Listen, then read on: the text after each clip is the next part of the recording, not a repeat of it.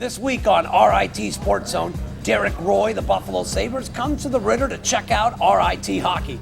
The women take their program into the ECAC hockey tournament. 25 years is a long time to call hockey games from the booth.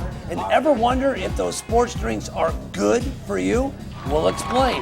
The future starts now. You're in the zone.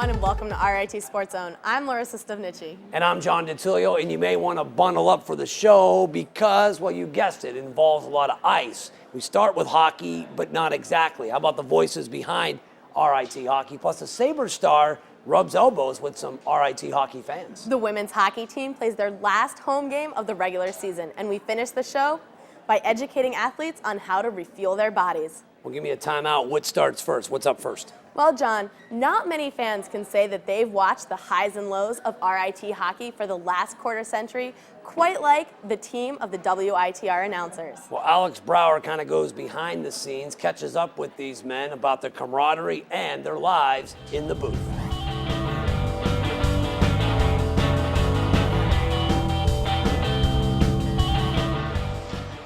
For the past 25 years, you've been listening to these men over the radio waves at WITR, commenting on the RIT men's hockey team. Now, get the story behind the voices.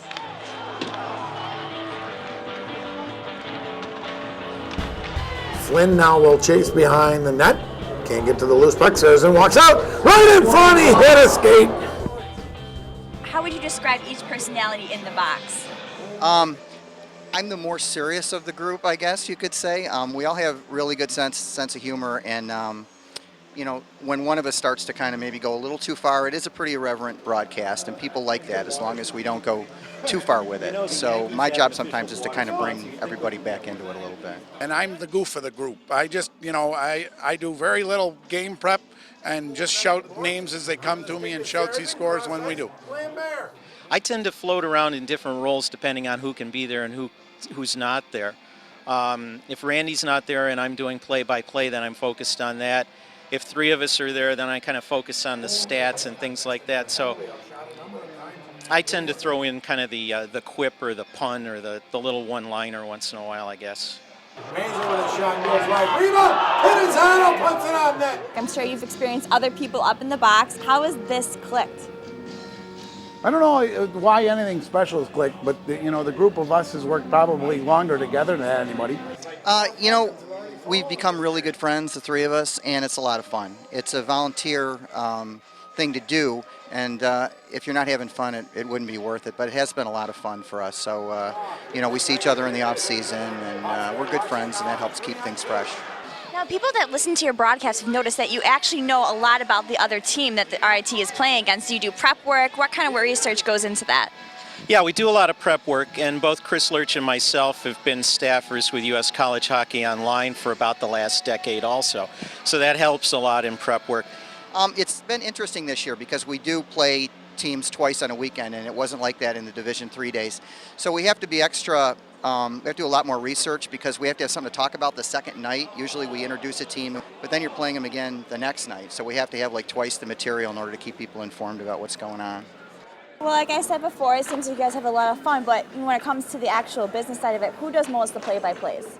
I do the play-by-play when I'm around, and I make probably all but 4 games a year. So I've been doing that for probably the whole time. Right. And Ed will step in when I'm not available, but I have these two guys to keep me on the straight and narrow, and they know more about college hockey than I'll put anybody else in the business up against them. So. Hockey of any sport, I think, is the most difficult to call play-by-play because it's just so fast, and when it stops, it's only for 18 seconds and it goes again. Now, the team 2 years ago made the transition to D1. Has that put any extra stress or any more time demands than regular? We've had to do 10 more games a year, so that 5 more weekends makes a longer season. You see it out on the ice. It's a lot quicker game, a lot crisper. And the biggest thing is these guys got to go out and play a full 60-minute game. If you let up even for 30 seconds like last night, there are going to be a couple of goals in the back of the net. The transformation this year, just that little bit, that extra goal a game or whatever it's taken, has put them where they are, and it's been a lot of fun to broadcast this year. On Menard, swung around the boards. Draper will try to clear again. Does the center ice. Here comes Corinne across the line with speed. Shot goes wide on the near side. There seems to be such a confidence on the team playing in front of you. It's got to be not just a good feeling, but it's got to be fun too. I know it's fun playing when everybody's playing. Everybody puts a lot of effort, makes things easier, you know. Great weekend here in front of the home crowd. A sellout tonight. Louis Menard, our #1 star. Great job, Becky. Now with technology, which is pretty recent, people can listen to the broadcast all over the country. How has that affected your fan base? It's been great because, especially for the parents and family of the players, because we don't have anybody really from Rochester. So that's the way that they all keep in touch when they can't be here. We have players from Western Canada and as far away as that. So it's nice that they can listen to us. And we get nice emails from people. We get emails from alumni in China, pretty much all over the world who can listen via the internet. So it's been a great addition. We really, really appreciate that parents and family can hear the games with their kids. I mean, a few years ago before the internet, sometimes people would call up and listen over the phone. Now with the internet, friends and family all across the U.S. and Canada get to listen to the game, and that's very gratifying when we hear from them. Well, you guys seem to have a really great dynamic going. What happens when you end up leaving? Or I've kind of wondered about it, if I would miss it or not, and I think when it's time, it'll be like, hey, it's been good, and go on and do other things.